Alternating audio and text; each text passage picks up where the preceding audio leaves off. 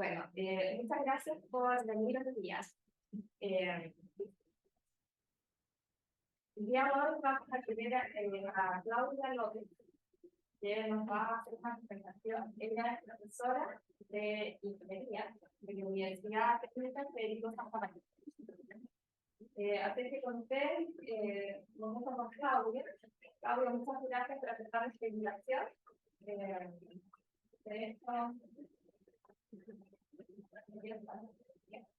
Muchas gracias por esta invitación.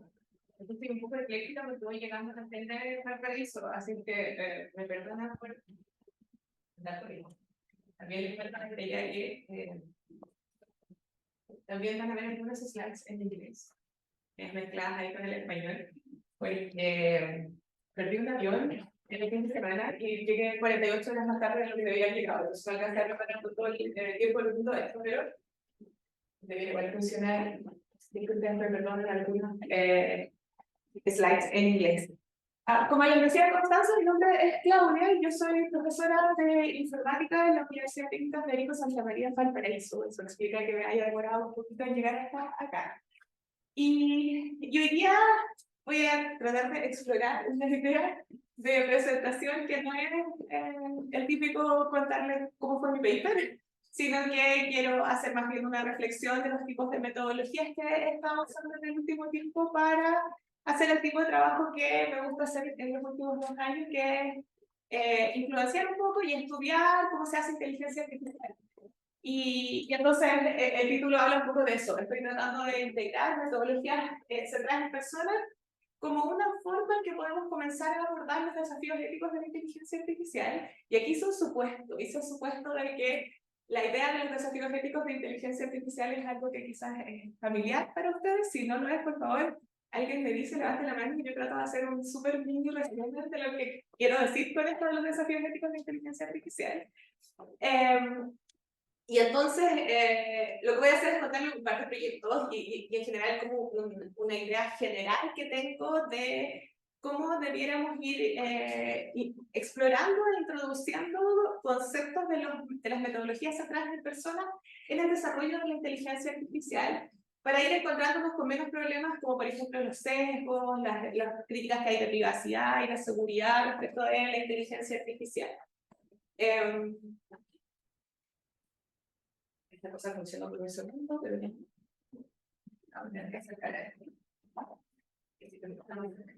Ya, entonces, como les decía, hice la apuesta de que tienen familiaridad con esto de los desafíos de la inteligencia artificial, pero igual voy a hacer un resumen. En general, la inteligencia artificial ha sido, o ha empezado a ser muy avanzada. Sin embargo, hay estudios que datan al menos desde el 2015, con evidencia bien sistemática y bien creíble en términos científicos, de que algunas aplicaciones de la inteligencia artificial han demostrado tener efectos negativos en ciertos grupos vulnerables. Por ejemplo, el reconocimiento facial, hasta hace poco tiempo atrás, funcionaba mucho peor para las mujeres de piel oscura que para los hombres de piel blanca.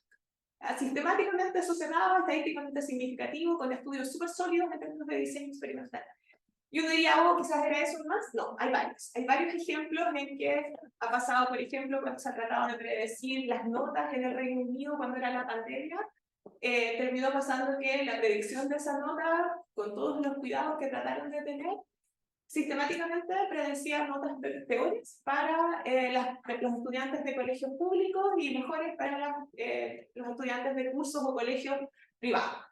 Y todo esto se explica en general, es una de las razones, y esto es uno de los desafíos éticos que tiene la inteligencia artificial, pero se explica en general porque la inteligencia artificial que estamos usando hoy día, basada en el aprendizaje de máquinas o el aprendizaje automático, lo que hace es aprender patrones de los datos del pasado. Y entonces, buena parte, no toda, buena parte de la responsabilidad se la asigna en general a los datos, a que los datos traen consigo una operacionalización de sesgos que hemos tenido como sociedad históricamente. Por lo tanto, si es que la inteligencia artificial ha de aprender de esos datos históricos, seguramente va a aprender esos sesgos y por lo tanto, y aquí viene como lo complejo de la inteligencia artificial, es que los reproduce, pero los reproduce a gran escala, porque estoy automatizando ciertos procesos organizacionales. Entonces, si es que antes había alguien que era racista, pero esos alguienes fueron hartas personas en distintos momentos, hoy día si le damos esos datos a la inteligencia artificial de alguna manera va a tomar ese patrón y lo va a ir reproduciendo y entonces va a ser más difícil asociarle responsabilidad a las personas y vamos a como tener que empezar a asociarle responsabilidad a las máquinas y eso nos trae un montón de nuevas preguntas. Ese no es el único tema de los principios éticos, yo les voy a mostrar los tipos de mapas al final, pero por ejemplo hay mucha preocupación por el uso de la privacidad de los datos, por el impacto en el medio ambiente que tiene esto de la ejecución de la inteligencia artificial. De todos esos temas y desafíos éticos a mí me interesan dos principalmente. ¿Ya? Yo solo que voy a poner aquí. Por supuesto, las historias que les acabo de contar, de evidencia bien creíble, tienen que ver con los sesgos, ¿no? Y entonces, a todo mi trabajo ha pasado por tratar de entender cómo funcionan estos sesgos. Desde ya les digo, la mayoría de los estudios sobre esto pasan en Norteamérica o en Europa. Tenemos súper pocos estudios en Chile respecto de, y en Latinoamérica en general, respecto de los impactos de la inteligencia artificial en nuestra población. Y entonces desde ahí, mi preocupación más que tratar de tener como más conciencia de esta situación, o quizás generar estudios que puedan permitir evidenciar eso en nuestro país, la mirada que yo le he dado tiene que ver a cómo cambiamos las formas en que le enseñamos a las ingenieras y los ingenieros que están metidos dentro de este tipo de proyectos a asumir que esto puede pasar. Y entonces necesitamos tener mejores metodologías para entender cuándo los sesgos se pueden meter en nuestros procesos de desarrollo y para poder abordarlos de una mejor manera, que a veces significa simplemente aceptar que existen y tratar de ponerle límites a lo que decimos que la inteligencia artificial puede o no puede hacer. ¿Ya?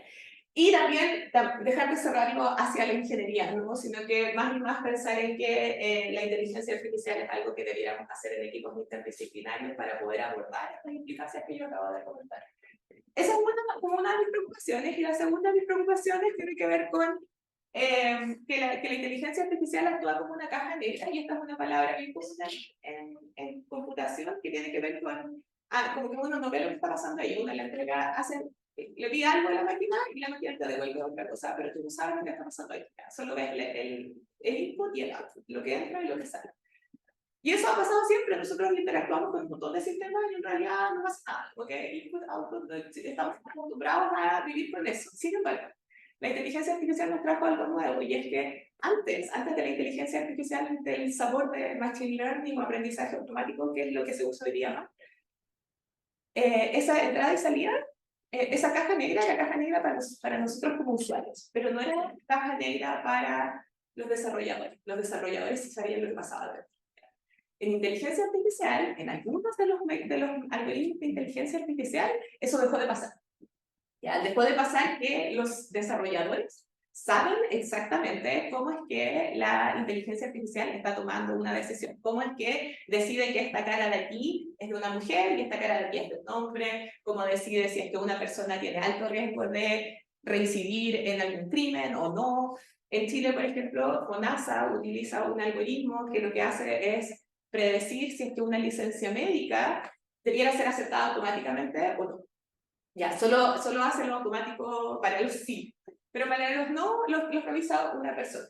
Pero no es tan claro por qué es sí o por qué es no, dado el tipo de tecnologías que utiliza. ¿Ya? Y entonces eso nos abre otra puerta, ¿no? Porque si es que decimos por un lado, puede haber algunos resultados de la inteligencia artificial que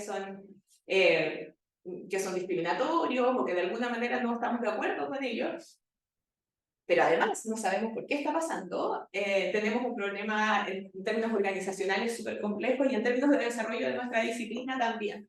Y entonces, en estas dos cosas, hoy día justo estamos en un momento en que se están desarrollando mecanismos para las dos cosas. Se están desarrollando algoritmos, por ejemplo, para tratar de lograr explicabilidad, se están desarrollando muchos esfuerzos para poder tratar de abordar de mejor manera los diversos desafíos éticos que están surgiendo.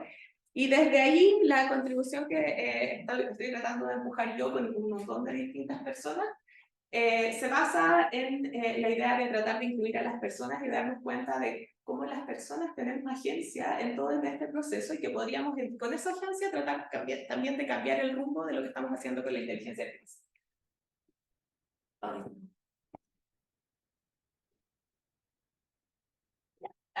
Esta es mi explicación muy sucinta de cómo funciona el aprendizaje de máquinas y es como una caricatura, pero en realidad es una buena caricatura de cómo funciona. En general, cuando hacemos machine learning o aprendizaje automático, lo que se hace en general como práctica ingenieril es que hay un problema en una organización y alguien decide que ese problema puede ser resuelto con un algoritmo. Entonces, lo primero que hay que hacer es entender cuál es el problema organizacional que yo, de alguna manera, voy a transformar en un problema de algoritmo. Por ejemplo, no se podía poner notas en la pandemia porque la gente no iba a clase, no podía tomar los exámenes, y entonces a alguien se le ocurrió que eso era un problema que podía solucionarse tratando de estimar con los datos históricos qué notas iba a sacar un estudiante o una estudiante. ¿Ya? Ay, Dios.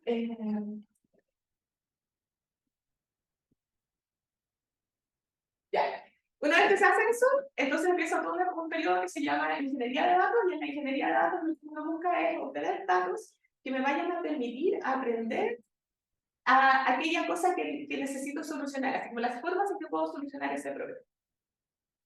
Y desde ahí, una vez que tengo los datos, tengo que tener muchos datos para poder hacer inteligencia artificial. Y una vez que tengo los datos, lo que voy a hacer es que voy a utilizar distintos algoritmos de inteligencia artificial para tratar de como cuestionar esta data y tratar de encontrarle patrones a la base. ¿Ya? Y ahí hay un proceso que seguimos cuando hacemos inteligencia artificial, que es probar con el algoritmo y ver como en qué medida le estoy adjuntando más. Ya medimos cosas como precision and recall, que de alguna manera lo que quieren decir es cuántas veces sí le estoy adjuntando, estoy haciendo lo que parece que los datos están diciendo, y cuántas veces no. Ahí hay una serie de métricas, pero básicamente lo que hago es todo un proceso como medio de búsqueda de cómo los algoritmos pueden encontrar un modelo que me represente bien esos datos, ¿ya? Y comparo los modelos en función de como cuán bien lo están haciendo. Y al final del día me quedo con un modelo. Ya, y me quedo con ese modelo, pero el problema, como yo les decía, es que ese modelo no necesariamente lo entendemos. Ya, sabemos que funciona bien, elegimos el que funciona bien, pero no necesariamente entendemos qué está pasando por detrás. Ya, especialmente si estamos hablando de redes neuronales o de deep learning, no tenemos ni idea de qué es lo que está pasando por detrás, solo sabemos que funciona. Ya, y entonces ustedes seguramente han jugado con ChatGPT, y ChatGPT como que impresiona, sabemos que funciona el asunto, qué está pasando por detrás y cómo es que llega a darme esos resultados. Tenemos buenas como hipótesis de cómo está funcionando, pero en la práctica, es un misterio cómo está funcionando. ¿Ya? Como qué es lo que hace, cómo es que decide cada una de las siguientes palabras. ¿Ya? Y una vez que pasa eso, entonces se usa el modelo. Y a eso le llamamos en general desarrollo de la inteligencia artificial o desarrollo de machine learning, que es el mecanismo que más se está usando hoy día. Pero en la práctica, el mundo no termina ahí, sino que termina o avanza, y esta cuestión es como iterativa, en que este modelo toma lugar en una organización. Y en esa organización, como que cambia el mundo del modelo. O sea, que yo dije que algunos estudiantes iban a tener buenas notas y otros estudiantes no iban a tener tan buenas notas, seguramente a los que sí les pusieron buenas notas, sí pudieron ir a la universidad, a los que no, se les complicó ir a la universidad. ¿Ya? Esa historia termina de otra forma por si acaso, pero lo que quiero decir es que los resultados de la inteligencia artificial al final del día tienen implicancias en la vida de las personas en algunos contextos, y como va pasando el tiempo y van cambiando las cosas, a veces los algoritmos se vuelven como demasiado viejos y ya dejan de representar como la data nueva que se ha ido generando. Entonces hay un trabajo que hacer de ir monitoreando y observando que los algoritmos y los modelos de inteligencia artificial sigan teniendo como buen desempeño a este nivel. Entonces no es estático, no es que lo hacemos una vez, sino que en realidad se hace varias veces. Y lo que a mí me motiva de parece que hice muchas veces eso.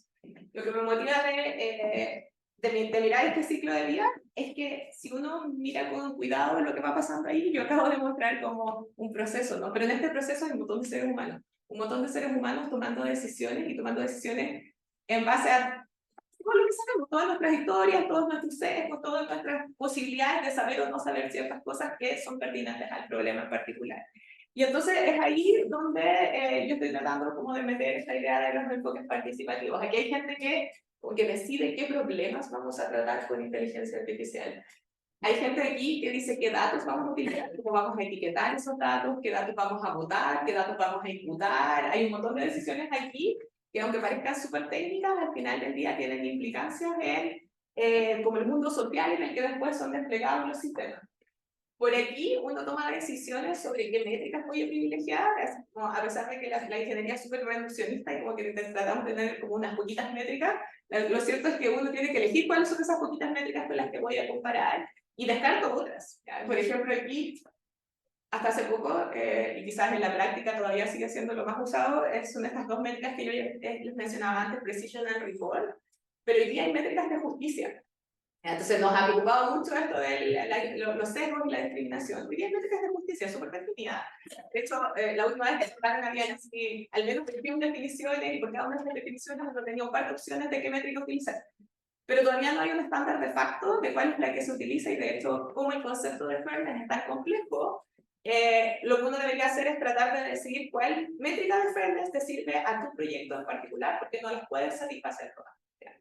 Entonces, en esa complejidad, seres humanos que les toca tomar esa decisión tienen que tomar decisiones que al final del día necesariamente son imperfectas. No hay una solución como fácil de llegar y decirle, repita este procedimiento y ya, porque hay demasiadas formas en que tenemos que comparar estos modelos.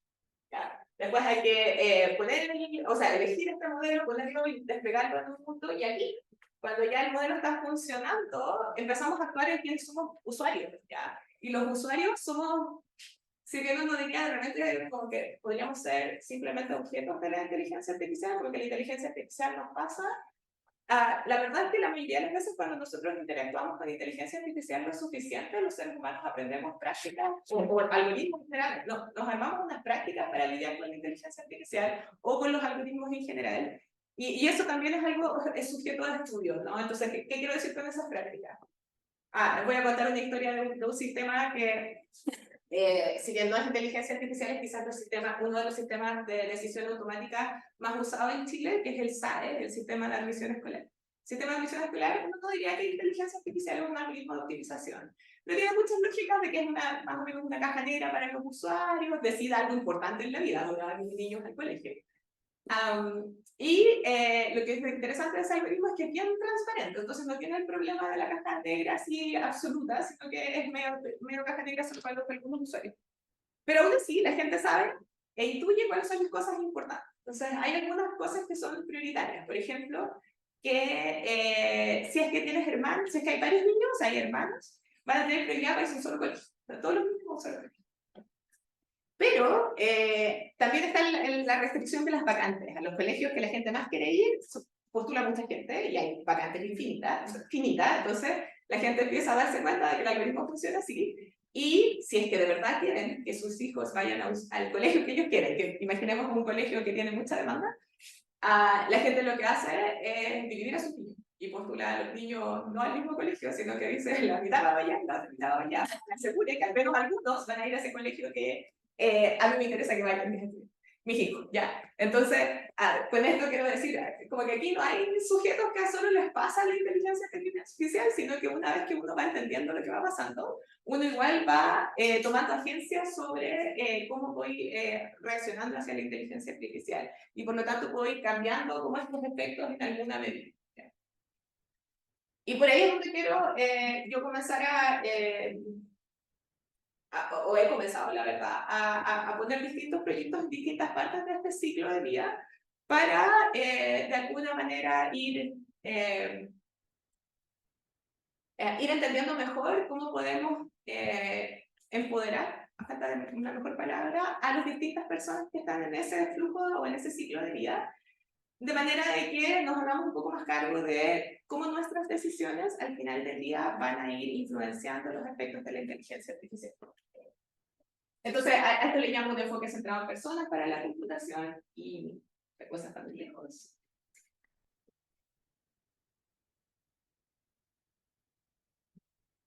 ¿Y qué es el enfoque centrado en personas para la inteligencia artificial? Es una área de investigación que yo he estudiado en los últimos 10 años.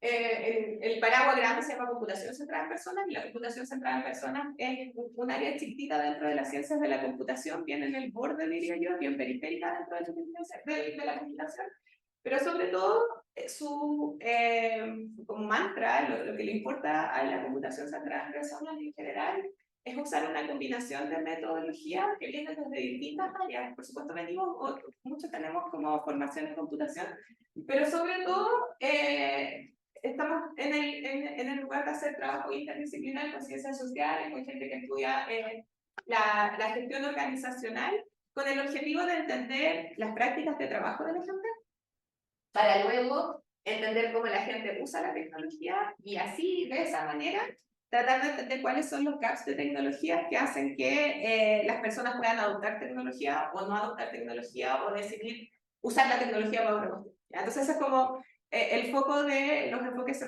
de las metodologías centradas en personas es, vamos a poner a disposición del estudio de la tecnología todo lo que sabemos cómo estudiar personas. Y entre eso, estudiando personas en su relación con la tecnología, pero el foco no está en la tecnología misma, que es lo que ha pasado con la inteligencia artificial en todos los años anteriores, ¿no? Entonces, los enfoques estos de metodologías centradas en personas en general, porque abrazan las ideas de las ciencias sociales y de los estudios de la gestión organizacional, son mucho más afines a combinar metodologías cuantitativas y cualitativas. Y de hecho usualmente empiezan desde lo cualitativo, empiezan desde enfoques que se basan en las entrevistas o en focus group o incluso en observación, para desde ahí teorizar las formas en que las personas se relacionan con la tecnología. Y cuando tenemos buenas teorías o razonables teorías de cómo va a ser esta relación, empezamos recién a hacer experimentación. Y ahí entonces, ese es el flujo que estamos recorriendo con varios proyectos relacionados a inteligencia artificial en los distintos centros en los que yo participo, que incluyen el Centro Nacional de Inteligencia Artificial, que está alojado aquí, y también un núcleo milenio de futuros de la inteligencia artificial que es más de ciencias sociales. ¿Ya? Entonces yo trabajo como punto entre medio, el CENIA es súper en matemática y computer science, el núcleo Milenio FAIR es muy de ciencias sociales y humanidades. Y es en ese como punto de intersección donde yo veo que hay harto trabajo para poder hacer de puente, pero también para poder entender mejor cómo el entender qué pasa con la gente y la tecnología nos puede ayudar a construir tecnología que al final del día tenga mejores resultados en términos de no solo desempeño, sino que también en las implicancias que podría tener para las personas. ¿Cómo?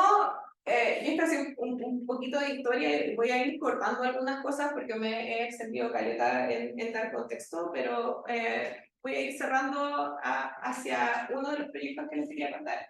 Pero sí les quería contar que esta es una historia que ha durado harto tiempo en mi carrera al menos. Yo desde que llegué a la Santa María he tratado de impulsar esta idea de la computación centrada en personas, y de ahí tengo un curso que se trata de eso, pero tengo un laboratorio, un espacio físico donde los estudiantes tienen que enfrentarse a las personas para poder diseñar su tecnología. Y lo digo con un poco de risa porque en realidad es como una cosa nueva para la mayoría de los estudiantes de ingeniería, esta idea de preguntar directamente antes de construir cualquier cosa. Como que en ingeniería nosotros nos formatean para identificar el problema, imaginar mi solución, construirla y de ahí quizás tirarla al mundo y ver si esto funcionó o no. El enfoque al revés es mucho menos común, no estoy diciendo que es como súper nada común, pero es mucho menos común, al menos en los lugares en los que yo he trabajado, y por lo tanto en algún momento decidimos que teníamos que hacer esto de crear un espacio donde esa práctica se pudiera como fomentar de una forma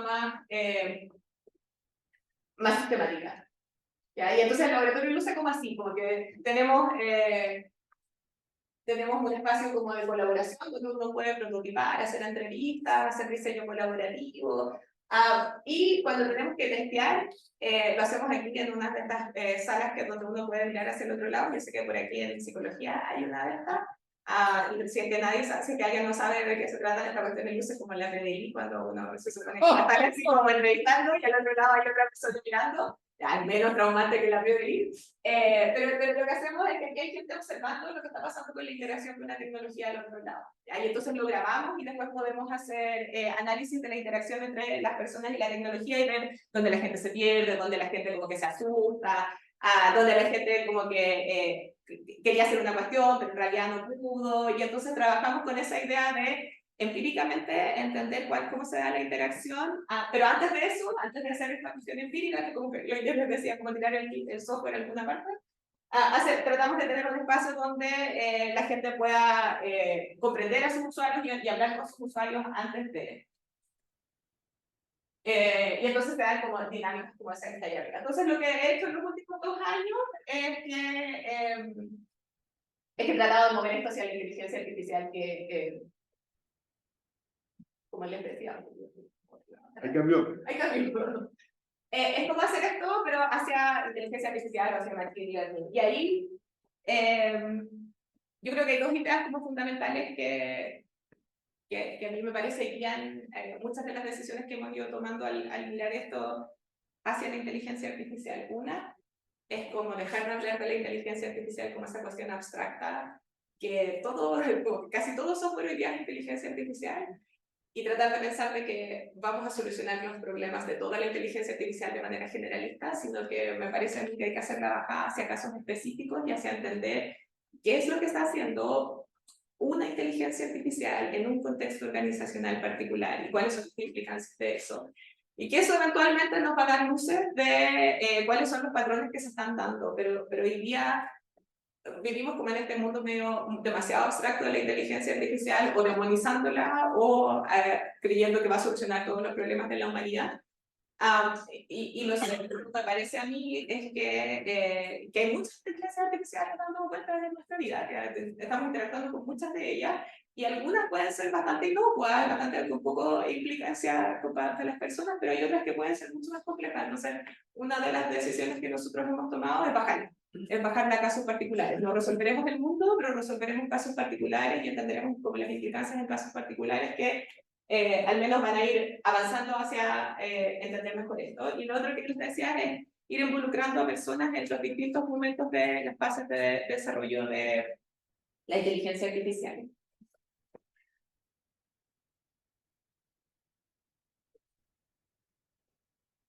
Ya, y entonces voy a pasar muy rápido por esto porque, y entonces aquí un glimpse, una miradita chiquitita de qué cosas hemos estado haciendo.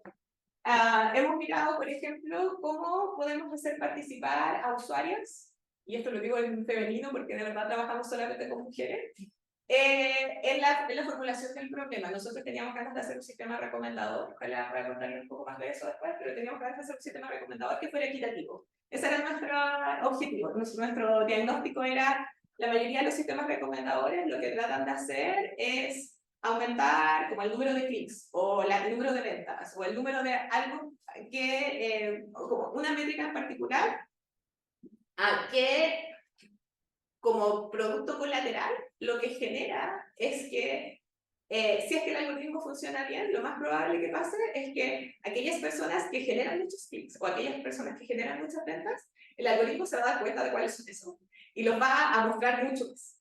Y entonces va a generar un fenómeno que es bien conocido en redes sociales, que se llama hacer rico al más rico.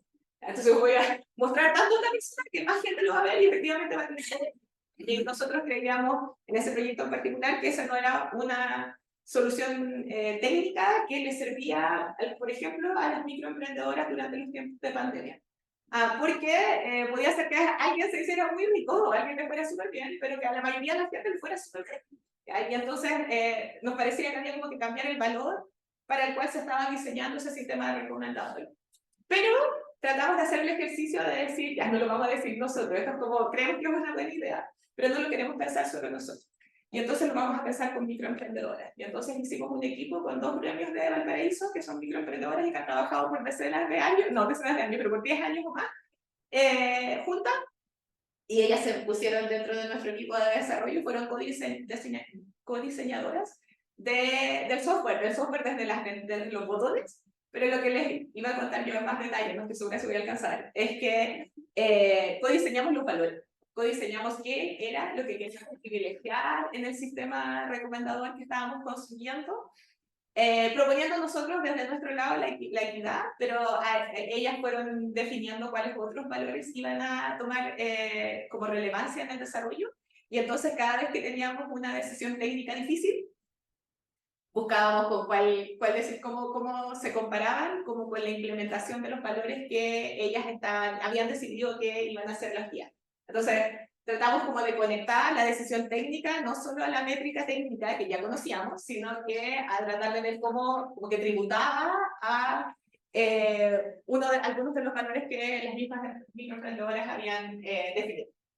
Ese es como un tipo de proyecto en el que hemos tratado de hacer algo parecido.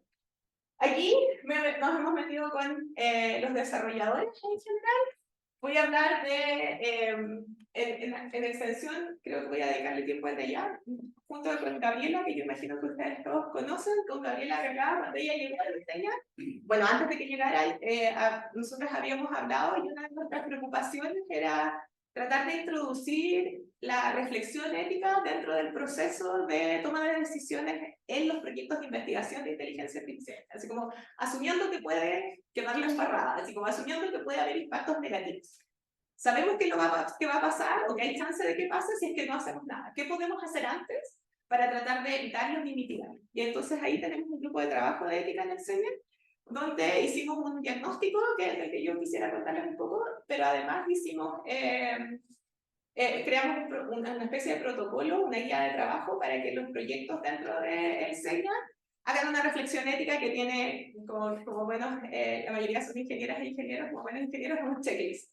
Entonces reducimos la complejidad, tratamos de reducir la complejidad de la reflexión ética que nosotros entendemos es necesaria hasta ahora, en un conjunto de preguntas. Y entonces, justo en este momento se está pasando el primer piloto con 3 proyectos del CENIAR, donde han hecho esta reflexión en base a preguntas específicas de cómo están abordando ciertos desafíos éticos y ciertos principios éticos, los hicimos como declarar principios éticos, y cómo los están implementando en sus procesos de desarrollo, y tiene una revisión externa, y esta revisión externa incluye gente súper técnica, como gente del CENIAR, pero también gente que es externa al CENIAR y que tiene distintos saberes desde la sociología hasta la ética, hasta las leyes. Entonces estamos tratando como de llenar de reflexión y encontrar pasos metodológicos que permitan a los proyectos de desarrollo hacer ese tipo de reflexión y ver cómo eso puede cambiar las formas en que hacemos inteligencia artificial. Por aquí, Dash AI es un proyecto donde le damos otra vuelta y le damos la vuelta de ver si la inteligencia artificial hoy día es una cuestión como súper de elite. Solo unas pocas personas en Chile pueden hacer inteligencia artificial, porque para saber hacer inteligencia artificial hay que saber programar. Correr unas librerías de Python, muchas cuestiones y en general establecer un ecosistema de librerías de Python para poder entrecorrer los datos, analizar los datos y después evaluarlos. Entonces con el Felipe Bravo de la Chile, este es un proyecto de él, pero él invitó a su proyecto para darle este enfoque también centrado en personas. Lo que estamos haciendo es, estamos construyendo una herramienta que va a permitir hacer inteligencia artificial con drag and drop, con ventanitas, como que uno puede simplemente decir, estos son datos, quiero correr este algoritmo, y quiero compararlo de esta forma. Entonces estamos tratando cómo hacer la bajada a que la inteligencia artificial pueda ser al menos explorada por más personas para sacando la barrera de entrada de la programación. Y ahí queremos tratar de también hacer esto de inculcar las buenas prácticas del desarrollo de inteligencia artificial, como por ejemplo lo que les mencionaba antes, como tener las mediciones de equidad y no solo las mediciones de cuánto me están viendo las cosas. En FED, lo que estamos haciendo es hacer entrevistas. Estamos haciendo entrevistas a ciudadanas y ciudadanos chilenos que utilizaba el SAE, el software de FONASA que les conté, y otros software que hemos identificado, otras inteligencias artificiales que hemos identificado, y estamos preguntándoles qué entienden de la inteligencia artificial y cómo lidian con la inteligencia artificial. Y hasta el momento hemos hecho 25 entrevistas, y esto es así nuestro análisis súper preliminar, pero me parecía relevante contarles y aprovechar de tener esta como una especie de mini retroalimentación que quizás ustedes nos pueden dar. Lo que hemos encontrado es un tecno-optimismo impresionante de parte de las personas. Entonces, todo lo que yo les acabo de contar, de los sesgos, la privacidad y todo eso, todavía no lo encontramos en nuestras, las preocupaciones que hemos visto con las personas con las que hemos trabajado. Entonces, nos abre un nuevo conjunto de preguntas de investigación de cómo hacer esto de evidenciar estos riesgos que la ciencia ha demostrado que existen versus un optimismo en la tecnología que se ve bien arraigado en las personas al menos con las que nosotros hemos trabajado.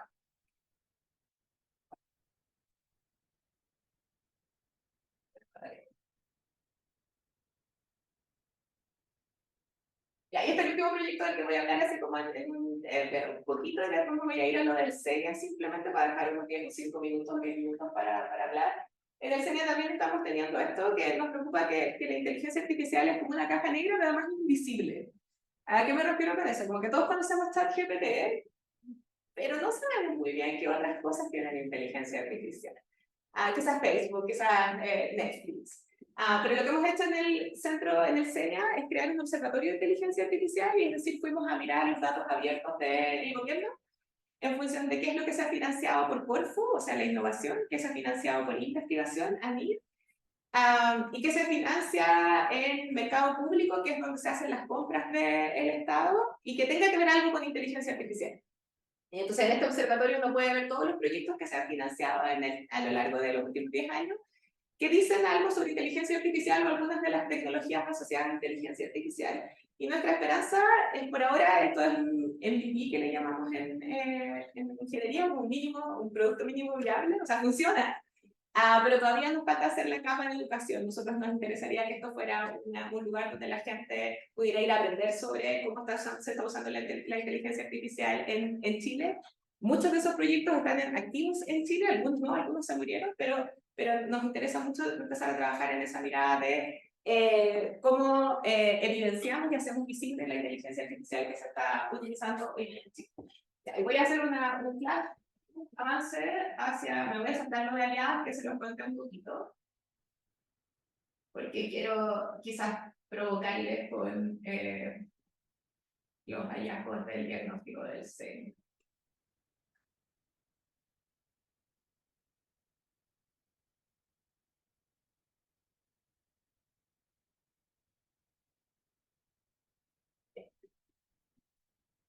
Entonces, voy a ir directo al diagnóstico del SENIA, que creo que tiene algunos hallazgos que quizás son relevantes. En el SENIA es un centro basal, si es que no lo conocen, está en el Centro de Innovación no sé dónde está, pero me parte del Centro de Innovación de la Católica. Y, bueno, gracias. Y está dirigido por Álvaro Soto, y hay varios investigadores ahí trabajando, muchos de la Católica. Y tenemos un comité científico desde ahí surgió la necesidad de trabajo en ética. Y la principal preocupación de ética es, bueno, la primera pregunta que nos hicimos es que los comités de ética no eran suficientes. Si el comité de ética de la Católica no era suficiente, ¿por qué no es suficiente? Y entonces llegamos a la conclusión ahí que efectivamente es súper necesario el comité de ética para todas las investigaciones que trabajen con personas o los otros aspectos que cubre el comité de ética. Pero la gran diferencia de los proyectos de investigación de inteligencia artificial es que la mayoría de las veces que se han encontrado implicancias negativas de la inteligencia artificial se han encontrado después de los proyectos de investigación.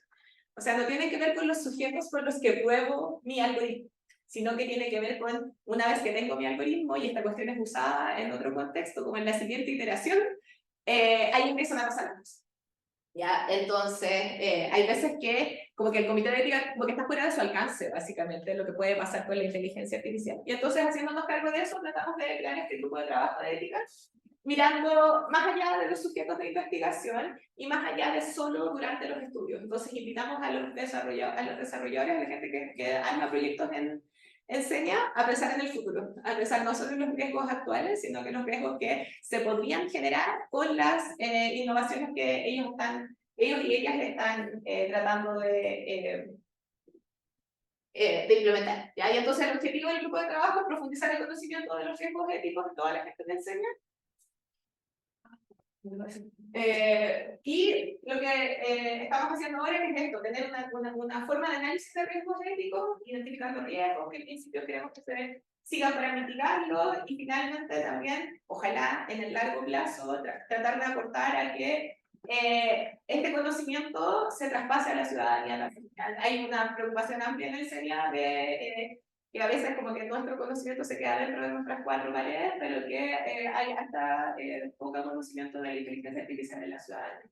El SENIA es un equipo grande de alta gente, más de 150 personas. Nosotros trabajamos con 24 personas a través de un diagnóstico cualitativo y entonces ahí quiero como conectar de nuevo esta idea de que desde una computación centrada en personas, nosotros empezamos desde lo cual y empezamos súper específicos para tener riqueza de información que nos permita después avanzar hacia soluciones que puedan de alguna manera abordar las cuestiones que no hemos podido abordar hasta ahora. Se lo condujo una socióloga apoyada por un equipo diverso de gente dentro del centro. Somos 6 personas que venimos de distintas áreas, más 2 abogados que nos han estado ayudando. Y aquí quizás viene lo que me parecía a mí provocador de contarles en este espacio. En el CENIA, la conclusión fue, no sabemos, así, nadie tiene formación formal en ética, así como la formación formal en ética y en ética en inteligencia artificial prácticamente nadie la declaró. La mayoría de la gente que tiene conocimiento es un conocimiento que ha sido adquirido informalmente y es súper heterogéneo. Hay gente que sabe, que se declara pues, entendiendo mucho de esto y hay gente que no entiende absolutamente nada de esto, no entiende por qué le estamos preguntando. Ahí como que identificamos 3 tipos de personas que tenían formación informal.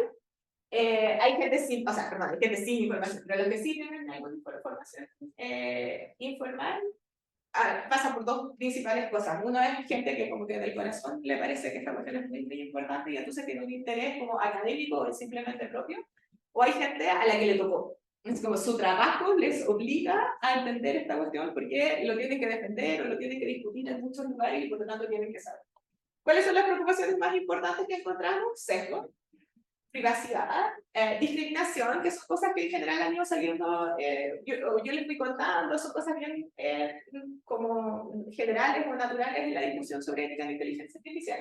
Pero, y esto ha salido más y más en otros estudios o discusiones que hemos tenido en el SENA, la idea de democratizar la inteligencia artificial. Se siente mucho que la inteligencia artificial está hecha como en el norte y no acá. Se siente mucho de que la inteligencia artificial la sabemos los expertos y no las otras personas. Hay mucho de esa discusión en, en las entrevistas y en los focus group que hicimos en el SENIA de cierto nivel como de amplia desigualdad que hay en el acceso a la inteligencia artificial, que no pasa solamente por saber o no saber, incluso en términos como los desarrolladores, también pasa por acceso a niveles de procesamiento que son requeridos para hacer inteligencia artificial. Entonces no tenemos la infraestructura para hacer cosas que otra gente se puede hacer. ¿Ya? Entonces ahí hay un tema bien local que me parece que hay que trabajar un poco más para ver qué significa eso en términos de, por ejemplo, lo que van a ser nuestras regulaciones en el futuro sobre inteligencia artificial.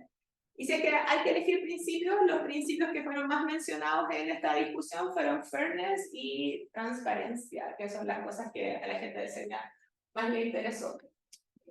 Sin embargo, aquí están como los hallazgos, voy a ver si es que... Aquí están los hallazgos con los que quizás me quiero cerrar la charla. Es que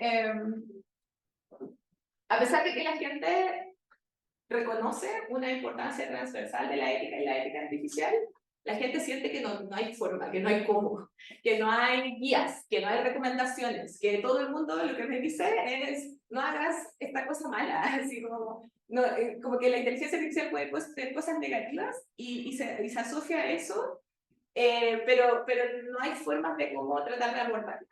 Esa es una de las que, o sea, y lo segundo que a la Gaby y a mí nos tortura la mente es que la ética es vista desde un punto de vista negativo. Es la cosa que me restringe, lo que yo no puedo hacer, como las cosas para las que no debería utilizar inteligencia artificial. Y entonces con la Gabriela y el grupo de trabajo de ética, como que nos ha gustado el trabajo de tratar de postular nuestra guía de trabajo desde el otro lado, como tratar de trabajarla desde el punto de vista de cómo las preocupaciones éticas nos pueden abrir preguntas de investigación que son interesantes, nos pueden abrir preocupaciones que podrían apuntar a otros proyectos y de alguna manera robustecer nuestros proyectos que simplemente partirlos desde el punto de vista de las restricciones.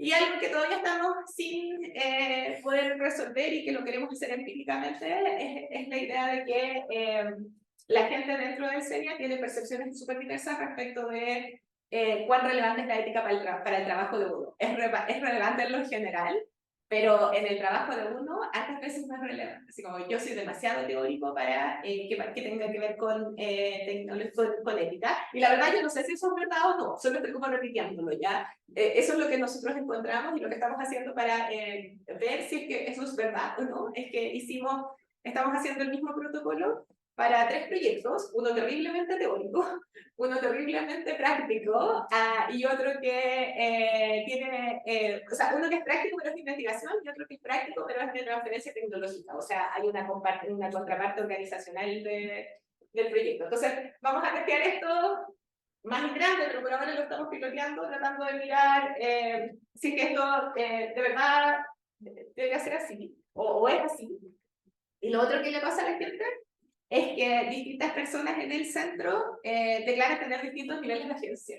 Se pasaba mucho que los estudiantes y los ingenieros o ingenieras de los proyectos decían, a mí me interesa un montón la ética, pero no puedo convencer a nadie. Como que mi jefe o el director de mi proyecto o alguien más arriba toma decisiones de si la ética es importante o no en mis proyectos de investigación. Por lo que a mí me interesa, hay un nivel de agencia. No puedo hacer tanto más que lo que pueden hacer las personas que toman decisiones. Y entonces ahí... que tengas que tener esta cosa. Me voy a saltar eso para poder terminar.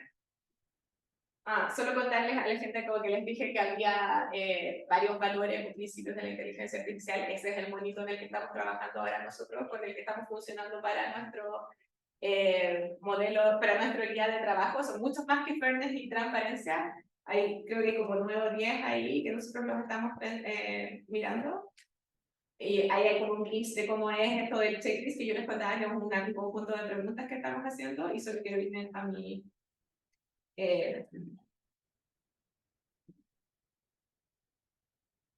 punto final. Que básicamente cerrar diciendo, no les cuento muchas cosas que están así como cerradas, la mayoría está en camino.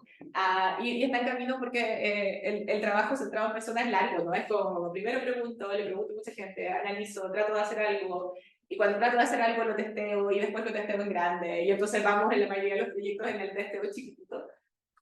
Pero seguimos tratando de, la mayoría de mi investigación está tratando de hacer estas dos cosas, ¿no? Esto de, por un lado, tratar de entender cómo cuando tomamos decisiones en el desarrollo de la inteligencia artificial podemos incluir o abordar mejor los aspectos éticos, y hay una serie de técnicas o de ideas que se nos han ido ocurriendo. Y para el otro lado, cómo hacemos que la inteligencia artificial deje de ser tan caja negra para la ciudadanía o para las personas que lo usan. Y ahí hay, de nuevo, otras ideas que puedo compartir con ustedes. Ya, me quedan 12 minutos, perdón, me fui muy largo en contar ciertas cosas, pero nada, muchas gracias por la invitación y quedo súper atenta si hay alguna pregunta o comentario que quieran hacer. Feliz de tener una discusión.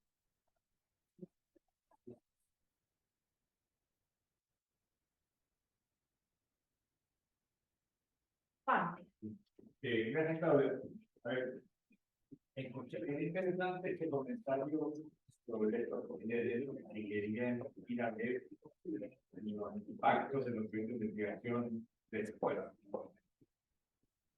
Primero, su interesante comentario, me dando vuelta, yo creo que eso es como una toda la ciencia, que los proyectos de impacto de escuela. Pero la pregunta concreta es, ¿ustedes piensan entonces restringir proyectos si es que tienen un impacto después? Es otra caja negra, digamos, porque, pero primero creo que es universal, pero no sé si es algo que podamos trabajar, porque hay muchos supuestos, digamos. Pero ¿en qué están pensando o es una declaración de principios? ¿Para dónde va eso? Sí, ya, quiero refrescar lo que dije para asegurarme que comuniqué lo que quería comunicar. A lo que me refiero es que o el diagnóstico que nosotros decimos, que cuando uno mira lo que los comités de ética usualmente preguntan sobre riesgos que van a sucederle a las personas que están siendo sujetos de la investigación, ¿cierto? Y entonces, lo que ha pasado con inteligencia artificial es que ha pasado que los riesgos han afectado a personas después de. Entonces, lo que nosotros estamos ahora testeando, de hecho, es que hay varias de las preguntas que hacen reflexionar sobre cuáles son los usos que podrían dársele a tu sistema o a tu algoritmo, que quizás no son los que tú intencionas. ¿Ya? Y que si que los ves ahí, si es que ves ahí algo que podría ser complejo o peligroso o, no sé, éticamente reprochable según tú. ¿Ya? Y no nos pensamos restringir cosas, lo que bueno, no nos ha pasado nada muy difícil de tratar. El análisis del grupo de trabajo hasta ahora es más bien es invitar a una reflexión y que esa reflexión sea revisada por pares interdisciplinares y devolverlos de nuevo a la reflexión y después tener un documento que de alguna manera reporte la reflexión para decir qué riesgos identifiqué y cómo creo que hay que mitigarlos. No hay aún una idea de restringir ciertas cosas, aunque esa puerta no está absolutamente cerrada, porque quizás algunas cosas sí podrían terminar siendo complejas, pero eso tendría que subir a como la dirección del CELA, porque por ahora nosotros no estamos pensando en eso, estamos pensando en más bien esta declaración de que pensé en estas cosas y voy a tratar de poner en lugar, así como ejecutar ciertos planes de mitigación de esos riesgos. Algo que sí quería comentar, esto nosotros lo heredamos de un comité una revisión ético-social de Stanford, y ellos lo que hacían era que si la gente como que no abordaba, no presentaba ninguna estrategia de mitigación, no les daban financiamiento. Era obligatorio y era previo al financiamiento, era previo a la asignación de dinero que tuvieran en lugar un buen plan de mitigación de riesgo. ¿Ya? Nosotros en el CENIA todavía no estamos pensando en eso. Un poco porque tampoco sabemos, o sea, no tenemos tanto la lógica de la postulación de proyectos, entonces tampoco existiría ese espacio en este momento, pero también no sabemos cómo hacerlo. Entonces queremos darnos un par de años para poder practicar y ver qué cosas van apareciendo, porque igual pensando en esto que decía al principio de los abstracto de la inteligencia artificial, como que uno se asusta, ¿no? Como que yo les doy un par de ejemplos y uno después como que empieza a asustarse y cree que toda la inteligencia artificial va a dejar estragos. Y me da la impresión a mí que es menos grave, o sea, que es menos generalista que eso.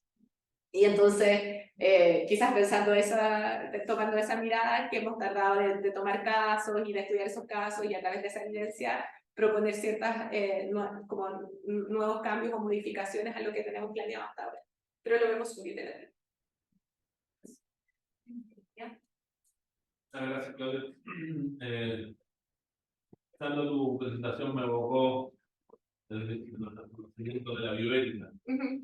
Cuando irrumpe la biotecnología como una cosa totalmente revolucionaria, etc. Bueno, con todo el respeto a la bioeticista aquí presente. El Hastings Center justo ahora hoy publicó una cosa sobre a dónde va la bioética. Pero la reflexión generalizada es que la bioética en el fondo finalmente se transformó en algo que simplemente aprendí cosas y... Pero a donde quiero llegar es que lo que le faltó a la bioética, creo que todavía le falta, y lo dice un bioeticista, ¿no? Es una reflexión más profunda sobre qué es lo que es la técnica del cuánto tal. Que ahora con el tema de la inteligencia artificial estamos como teniendo una segunda oportunidad para plantear el problema y de hacer una pega que los iniciadores pioneros de la bioética no hicieron. Hubo muy poco diálogo entre la ética y, en este caso, la antropología y la ética. Entonces, mi pregunta es si ustedes, digamos, al plantearse el problema, de un modo bastante similar a como se lo plantearon los pioneros de la bioética, ya casi 50 años, es si tienen pensado plantearse ese problema, más allá de las aplicaciones concretas, más allá de la inteligencia artificial, incluso como tecnología. ¿No? Que, ¿cómo lidiamos nosotros con la tecnología en general? Más allá de pensar meramente, porque en el fondo está la ganancia de la tecnología del siglo XX, una mera instrumento que yo puedo utilizar para el bien y para el mal. Y me parece que lo que tú mostraste pone en evidencia con bastante claridad que la técnica en solo uso nos cambia. Y que nosotros no la podemos gobernar como gobernamos cosas que son externas, como era la técnica más antigua, un cuchillo, el clásico ejemplo, para matar a entonces, ¿cómo ves tú desde esta reflexión sobre ética de la inteligencia artificial, si se está avanzando en esa dirección o si, pero que no, nos estamos quedando nuevamente en esta mirada meramente instrumental de la inteligencia artificial, para qué sirve y si lo podemos usar para esto o no? Qué difícil pregunta. Yo creo que todavía no hay tendencias muy claras. Creo que todavía estamos todos haciendo así como, ¿qué hacemos? Yo diría que hay más de lo que, de esta idea que tú estás mencionando de heredar mucho de la discusión de bioética. Estamos heredando muchas formas ¿cómo se llama? Y conceptualizaciones desde ahí. Pero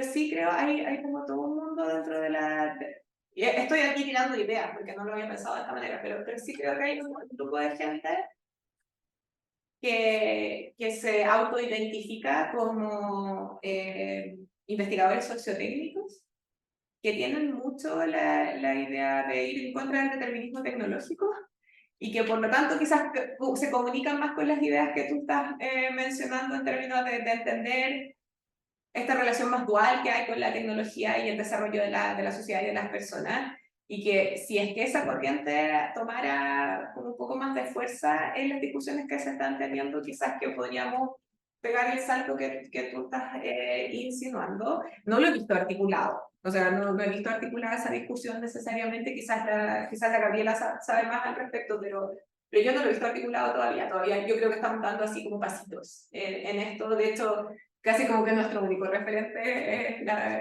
Universidad de Stanford y ese proceso que hicieron, y hasta cuando nosotros propusimos esto, que fue el año pasado, no había mucho más.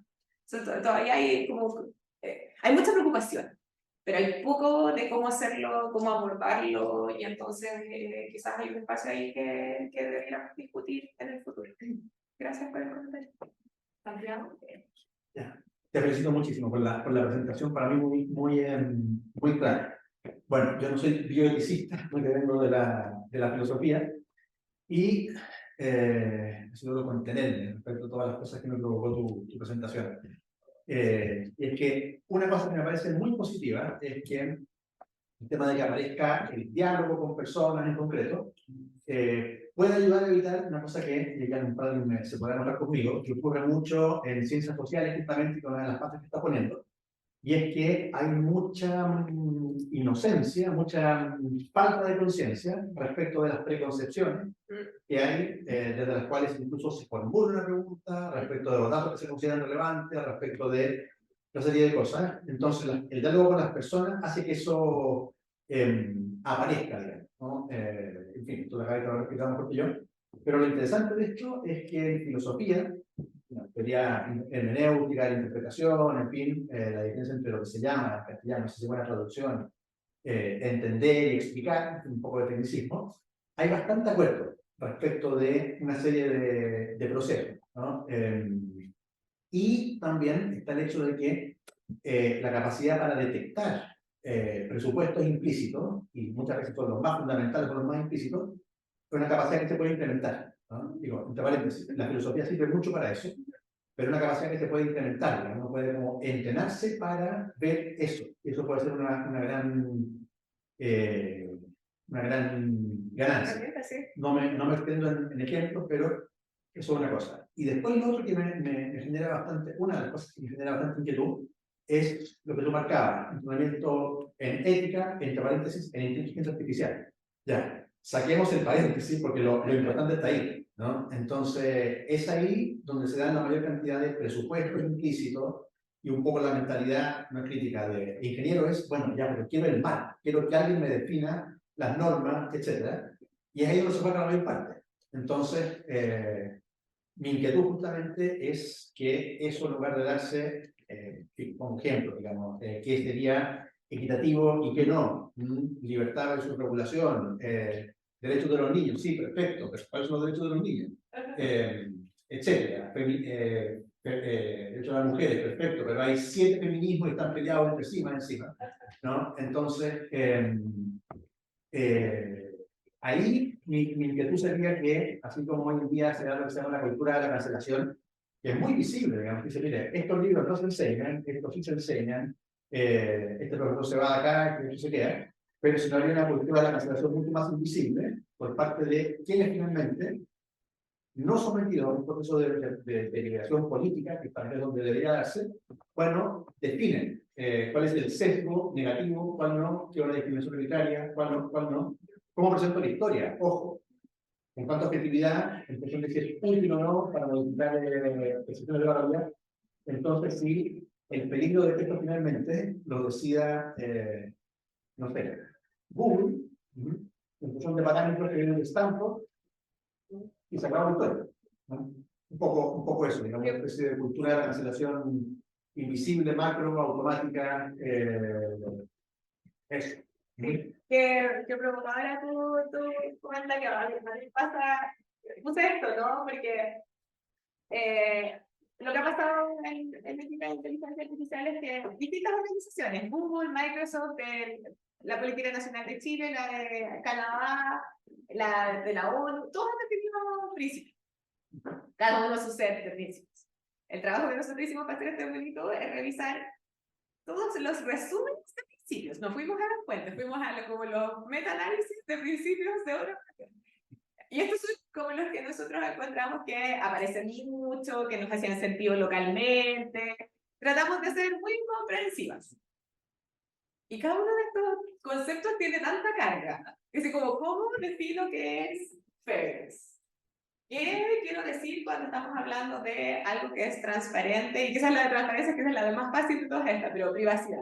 Cada una de estas cosas tiene un montón de carga subjetiva respecto de qué significa, ¿no? Entonces, yo creo que estamos en un problemón, de verdad. Ese es mi como diagnóstico, ¿no? Mi diagnóstico es un problemón lo de la inteligencia artificial y su implicancia, porque hay demasiado juego y hay demasiada, como que hay muy poco alineamiento desde dónde tomarnos para poder hacer esto menos riesgoso en términos de impacto. Y lo que dijiste sobre Google me llamó mucho la atención porque Google y Facebook en alguna medida tenían comités de ética hace un tiempo, algunos todavía tienen, pero definían ellos sus propios comités de ética, qué era lo que sí se podía hacer y qué es lo que no se podía hacer. Pero eso afecta a todas las naciones del mundo, o muchas de las naciones del mundo. Y esta gente no era elegida, porque por último nosotros en algún momento como sociedad decidimos que la democracia representativa era la forma en que íbamos a encontrar que la gente podía decidir por nosotros. Pero en el caso de Google y Facebook, eso no, era que contrataron las personas que estaban ahí tomando decisiones. Y ellos tomaban muchas decisiones por nosotros. Entonces, ¿cuál es la solución? Yo no tengo la solución, por supuesto que no, ¿no? Pero creo que la apuesta que nosotros hicimos desde el SEñA y que vamos a seguir haciendo es apostar a lo local. Apostar a ser pertinente localmente en términos de la gente que va a tomar esas decisiones y en términos de cómo también tratamos de influenciar la opinión pública respecto de este tipo de cuestiones, entendiendo que lo vamos a ir tomando en base a la evidencia local. Pero creo que eso es un tema muy importante que... Tal vez lo más importante es que haya transparencia. ¿Cuáles son las opciones morales básicas que se están tomando? Exacto. Exacto, eso, y de hecho, quizás por eso nosotros tenemos esta transparencia aquí como grande, y que nosotros la consideramos parte de la responsabilidad profesional que nosotros tenemos como personas que participamos en los procesos de desarrollo de inteligencia artificial. Y muchas de las cuestiones que con la Gabriela hemos trabajado en dos metodologías. Una que es este marco de trabajo que yo les decía que es como el checklist, y hay otro que sé que la Gabriela lo va a presentar en algún momento aquí, que se llama un enfoque de redes de sesgo. Y en ambos hacemos preguntas, así como que somos prompts para los desarrolladores. Y los prompts siempre son así como darse cuenta de por qué tomamos una decisión. Como, ¿qué está detrás de esa decisión que tomaste? Y entonces tratar como de, en esa medida, transparentar, pero antes de eso, es como que a veces tomamos, exacto, es tomar conciencia de qué es lo que, cómo se toma la decisión. Y entonces por ahí está nuestra apuesta hoy día. Estamos pasados de la hora, pero tengo una insistencia de comentarios. Que lo que voy a hacer es que voy a dar la palabra, pero que responda a la. ¿Te parece? ¿Me parece? Adelante. Muy cortito, quiero felicitarte por tu presentación y por el trabajo que están haciendo. Me quedé con, hay muchos temas para comentar, pero por el tiempo, me quedé con la mirada, con tu preocupación de que la mirada a la ética es buscar, no haga esto, no haga lo otro, no haga. Y al menos como yo enseño la ética es mirar sí. Entonces la pregunta es, bueno, ¿cómo ocupo estas herramientas para hacer la vida más humana? ¿Cómo ocupo estas herramientas para el bien común? ¿Cómo ocupo estas herramientas, no sé, para mejorar las calidades de vida, etcétera, etcétera? Este enfoque que me... Sí, solo quiero clarificar, yo no pienso esta cuestión. Sí, de hecho, Está bien, que otra gente, siento que quizás estoy equivocada, no estoy segura. Es como que cada uno tiene su pensamiento y está bien. Eso es lo que nosotros observamos esto y creemos que es distinto, creemos que debiéramos, como que aquí va a venir mi yo ilusionada. Yo encuentro que la tecnología puede mejorar el mundo, que tenemos que hacerla, como que lo que está medio confundido en este momento es cuáles son los valores para los cuales estamos haciendo tecnología. Hoy día, y aquí súper personal, yo creo que estamos haciendo tecnología para hacer más eficiente el proceso, para vigilar a la gente, para cosas que lo hemos hecho como sociedad, sí, son las únicas cuestiones que podemos hacer. Yo creo que no, que tenemos que imaginar hacer, por eso ese proyecto de alianza, que es como lo equitativo, era así como ya pensemos otra cosa, no pensemos en los más clics, pensemos en que podemos como influenciar otro tipo de fenómenos. Entonces, estoy súper de acuerdo contigo. Y eso es como lo que más nosotros queremos hacer en el CNE con la Gabriela y el resto de mis colegas, como salirnos de este mindset de que está desde lo negativo, ¿no? Porque yo entiendo cómo se genera así, como que la forma en que se ha conocido la ética de inteligencia artificial es porque ha habido escándalo. Entonces, claro, uno no quiere estar en el escándalo y entonces negativo. Entonces no vaya a hacer cosas que vayan a caer mal. Y entonces, en ese sentido, yo creo que no, estoy muy de acuerdo. Perdón, un pequeño comentario. Lo que pasa es que hubo un momento en que nos asustamos un poco porque ocupaste la palabra problemón. Y yo diría que estamos en un tremendo desafío. Porque creo que, como hay un curso que se llama desafío, por eso aprendí a ocupar ese concepto. Pero es que veo que hay una preocupación transversal. La humanidad está muy preocupada de esto. ¿Ya? Sé, hay algunos que están más preocupados de cómo van a facturar, ¿ya? O sea, es evidente, ¿ya? Pero yo veo no sé, a lo mejor en el ambiente que me muevo, una preocupación muy interesante por este gran desafío. Me encanta, voy a heredar tu palabra y utilizarla desde ese punto de vista. ¿Sabes qué? Yo estaba de acuerdo contigo en que estamos en un momento bueno porque la gente está preocupada de esto y el trabajo que estamos haciendo en FAIR con la ciudadanía nos está diciendo otra cosa. No en el término de que no les preocupa, en el término de que hay mucho optimismo en que va a solucionarse. Gaby ya dijo todo de ti y mi país recién llegado. Pero ese es uno de los ritmos de muerte. Y entonces yo espero en un par de años venir a contarles qué es lo que encontramos efectivamente o sea, teniendo más tiempo para digerir esa data cualitativa que estamos recolectando. Pero yo creo que hay otro desafío. Y el desafío es si es que la ciudadanía tiene este tecnooptimismo, si es que eso llega a ser verdad en general, digamos, porque ahora tenemos solo data cualitativa. Hay un desafío hermoso en tratar de que desde nuestras posiciones de privilegio comunicar cuáles son estos potenciales riesgos y de alguna manera llenar la agencia de toda la gente, porque hoy día la gente, este es como lo que hemos encontrado más, lo van a arreglar. Si es que hay un problema, como en la siguiente iteración de la tecnología se va a arreglar. Y puede ser cierto, puede ser que se vaya a arreglar, pero puede ser que no, y entonces hay que tener esas, como construir esas capacidades en la ciudadanía de tener una mirada más crítica de la tecnología, que al menos la evidencia con la que yo cuento dice que nos haría mejor como sociedad tratar de hacer. Pero es otro desafío.